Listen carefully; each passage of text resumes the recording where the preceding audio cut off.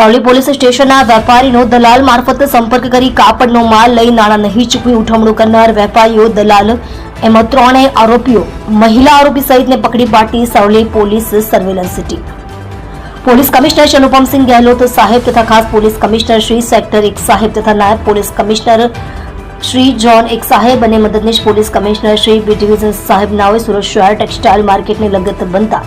જુદા જુદા ઉઠામણા તથા છેતરપિંડીના બનાવોને કારણે સુરત શહેરના વેપારીઓને આર્થિક સંકળામણનો સામનો કરવો પડતો હોય, જેથી સુરત શહેર તથા અન્ય રાજ્યમાંથી સુરત શહેરના વેપારીઓ સાથે થતી વ્યાપારિક છેતરપિંડી અંગે ત્વરિત અંગત રસ લે આવી પ્રવૃત્તિ સાથે સંકળાયેલ ઇસમોને પકડી પાડવા સારું આપેલ સૂચના અન્વયે સાવલી પોલીસ સ્ટેશનના પોલીસ ઇન્સ્પેક્ટર SR વેકરિયા નાઓએ આવા બનાવો તુરંત રોકવા તુરંત કાર્યવાહી કરવા આપેલ માર્ગદર્શન હેઠળ Savli police station part A 2025 ઇપિકો કલમ 409, 420, 120B મુજબનો ગુનો દાખલ થયેલ,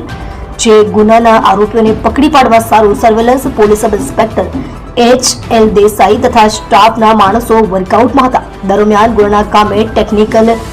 વર્કઆઉટ અને હ્યુમન સોર્સિસના આધારે આરોપીઓ શંકરલાલ મોહનભાઈ પટેલ તથા ગજેન્દ્રભાઈ કોમલપ્રસાદ ચૌહાણ તથા બિંદુબેન ગજેન્દ્રભાઈ ચૌહાણ નાઓ બાબતે ચોક્કસ માહિતી મેળવી તાત્કાલિક એક ટીમ SI રમેશભાઈ હરિભાઈ તથા હેડ કોન્સ્ટેબલ અરવિંદભાઈ લાલજીભાઈ તથા head constable Bharatbhai Najabhai, police constable Vanitaben Vallabhbhai નાઓની ટીમ બનાવી તાત્કાલિક પોલીસ ઇન્સ્પેક્ટર શ્રી નાઓના સીધા માર્ગદર્શન હેઠળ રહી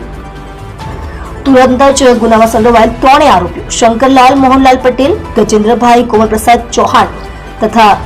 બિંદુબેન ગજેન્દ્રભાઈ ચૌહાણ નાઓને પકડી પાડી કાયદેસરની કાર્યવાહી હાથ ધરી છે. તમે જોઈ રહ્યા છો ગુજરાત સમ્રાટ news channel, chief editor Bhavesh પાટીલની સાથે.